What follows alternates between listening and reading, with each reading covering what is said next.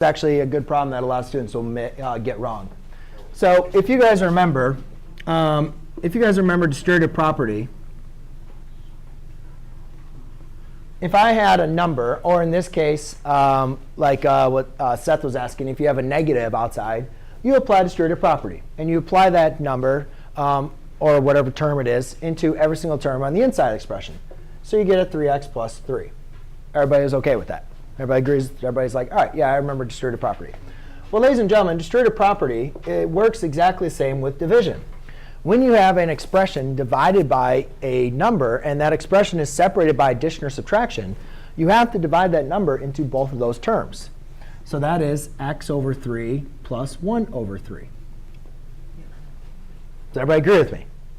So in reality, this 3, you need to divide that 3 into both of those terms. You just can't say, oh, that's done. No. 3 divides into both of them. So it's 3 over 3 minus z to the 4th over 3. It's z to the 5th in the problem? OK. Now we know that 3 divided by 3 goes to 1. And then this is where it gets a little tricky, is if you guys remember, we talked about there's a number 1 that's always in front of a number if it's not already written in there, right? Well, that's a number 1. So you might say there's a number 1 there. But that 1 is being divided by 3. So please note that 1z to the 5th divided by 3 is the same thing as 1/3 z to the 5th. It's the same thing, just a different way to writing it.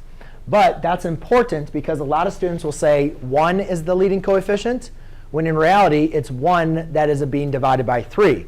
So the leading coefficient is really 1/3. Now, if I was going to rewrite this in, so I'd have this as 1 minus 1/3 z to the 5th.